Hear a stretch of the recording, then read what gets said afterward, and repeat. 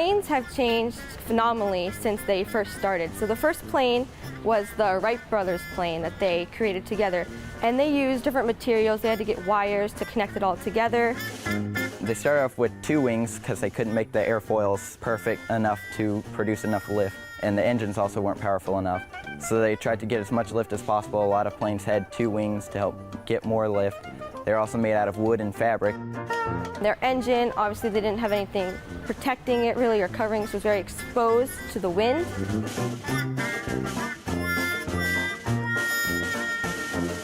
As they changed, everything just got a little more advanced, and then they started with the instruments, so like the heading indicator, airspeed indicator, your altimeter, and even nowadays they are even starting to make GPSs, so you don't have to look at a indicator. Technology has advanced incredibly. Now we have such advanced aircraft that you can fly across the world in a few hours. Even the planes that you fly just in general aviation, single engine land, like Cessnas and Pipers and such like that, they're such advanced compared to what we came from. People ask me all the time, where do I see the future of aviation? Number one, electrical airplanes are here, and they're here to stay. So that's going to be something amazing to watch the growth of that technology. Of course, the biggest hindrance is how long can the battery last, but eventually that will be resolved. We already have electric airplanes. Another thing that I'm really excited about as it relates to the future of aviation is these electrical vertical takeoff and land vehicles. So even the way you take Ubers, or the way you're able to travel 10, 20, 40 miles short distances, it's drastically going to change because of these electrical vertical takeoff and land vehicles. You should absolutely check that out.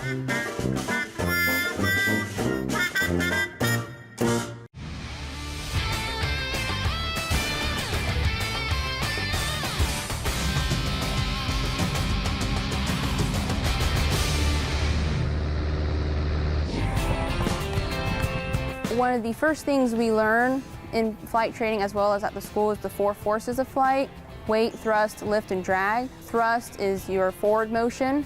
Drag is air resistance and what's dragging you backwards. Weight is going to be gravity. And then lift is going to be what keeps you up in the air, which is one of the most important aspects of flying. Basically, before you fly a plane, you have to pre-flight inspect it just to make sure everything is safe. First, you'll go in, open the door, make sure everything, it looks good. You have your certificate documents that are required to be in there. You'll then look at your tachometer and your hobs to make sure the person who was last flying the plane documented it correctly, and then look at all your flight controls. Then you'll go outside the plane and you'll start at your fuselage, and you're basically just checking, make sure anything looks unusual or it looks unsafe, then you don't want to fly. You'll go down to the back and look at the elevator and the rudder.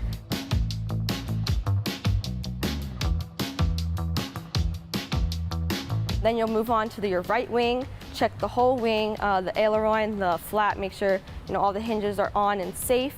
Then you'll give it a little wiggle, basically, to make sure it's all stable. Then you'll want to make sure you check your tires and then also your brakes. Then you'll move to the front of the airplane, which is where the propeller is. You want to make sure that is nice and stable. Then you move on to the left side of the plane, which is the last side, and you'll just basically do the same thing you do on that side like you did on the right side. Make sure everything's good, take the tie down off, and then you want to check your fuel, and then your plane is ready. So then you'll go inside the plane, and then you start the takeoff checklist.